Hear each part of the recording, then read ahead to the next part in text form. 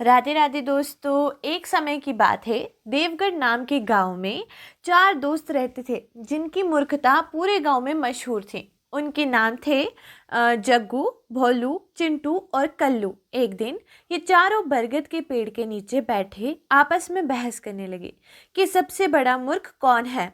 कोई कह रहा था मैं सबसे बड़ा मूर्ख हूँ, तो कोई और उससे भी ज्यादा मूर्ख होने का दावा कर रहा था। बहस बढ़ गई और उन्होंने तय किया कि इस बात का फैसला गांव के चौपाल में बुजुर्ग धर्मपाल जी करेंगे। शाम को ये चारों चौपाल पहुंचे और धर्मपाल जी से बोले, हम जानना चाहते हैं कि हम में से सबसे मूर्ख कौन है। धर्मपाल जी मुस्कुराए और बोले, मूर्खता तोड़ने की चीज नहीं है, तुम सब अपनी अपनी कोई घटना सुनाओ, फिर हम तय करेंगे। सबसे पहले जग्गू अपनी कहानी सुनाने लगा।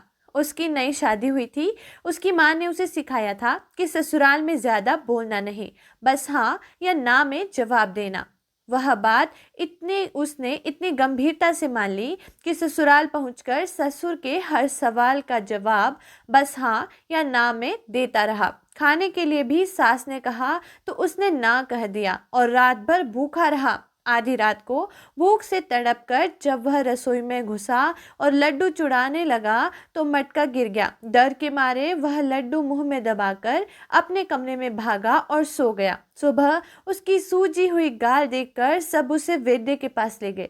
वैद्य ने चिमटी से उसका मुंह से लड्डू निकाला तो सब उसकी मूर्खता पर हंसते रहे। इसके बाद भोलू अपनी कहानी सुनाने लगा। उसे भी अपनी पत्नी को लेने ससुराल जाना था। उसने नए कपड़े खरीदे थे, लेकिन उसे लगा कि रात को पहुंचने पर उसके कपड़े दिखेंगे नहीं, इसलिए उसने रास्ते में ही कपड़े उतारकर टांग दिए और सिर्फ एक गमछा लपेटकर एक झोपड़ी में सो गया। भूख लगी तो वह रोटी मांगने पास के घर चला गया। अंधेरा था और उसे पता ही नहीं चला कि वो घर असल में उसका ही ससुराल है। चंपा लालटेन लेकर बाहर आई तो वह डर गया और पीछे हटते हटते गोबर के ढेर में गिर गया। ससुराल वाले बाहर आए तो उसे गोबर से सना हुआ देखकर पूछने लगे कि क्या हुआ।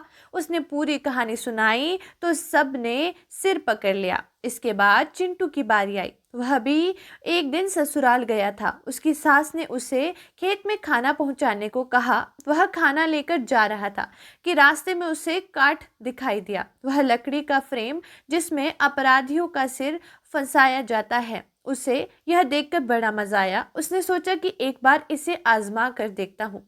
उसने अपना सिर उसमें डाल दिया और एक पत्थर से उसे कस दिया। तभी एक कुत्ता आया और खाना लेकर भाग गया। चिंटू ने उसे पत्थर को उस पर फेंक दिया जिससे काट कस रखा था। अब उसका सिर फंस रह गया और वह न निकल पा रहा था, न कोई उसकी मदद के लिए था। घंटों बाद उसके ससुराल वाले उसे ढूंढते हुए वहां पहुंचे और बड़ी मुश्किल से उसे काट से बाहर निकाला।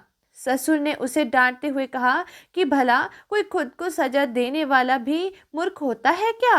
अंत में कल्लू ने अपनी कहानी सुनाई। वह अपने साले की शादी में गया था। खाना खाकर सोने लगा तो उसे याद आया कि वह अपनी तंबाकू घर पर भूल आया है। उसके बिना उसे नींद नहीं आती थी।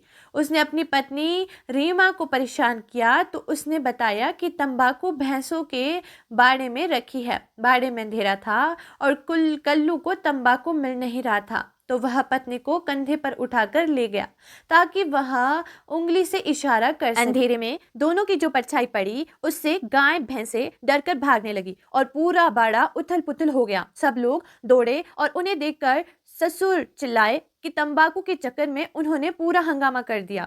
चारों की कहानियां सुनकर चौपाल में जोरदार हंसी छूट गई। धर्मपाल जी ने फैसला सुनाया कि ये चारों मूर्खता में किसी से कम नहीं, लेकिन चिंटू सबसे बड़ा मूर्ख है क्योंकि उसने बिना किसी डर, मजबूरी, लालच या जरूरत के सिर्फ जिज्ञासा से अपना सिर काट में फंसा दिया था। बाकी तीनों के पास कम से कम कोई वजह थी, पर चिंटू ने बिना मतलब की बेवकूफी की। यह सुनकर चिंटू मुंह फुलाकर बैठ गया और बाकी तीनों दोस्तों के चेहरे पर हल्की सी जीत की मुस्कान आ गई। वीडियो कैसी लगी कमेंट बॉक्स में जरूर बताना। Thanks for watching, bye bye.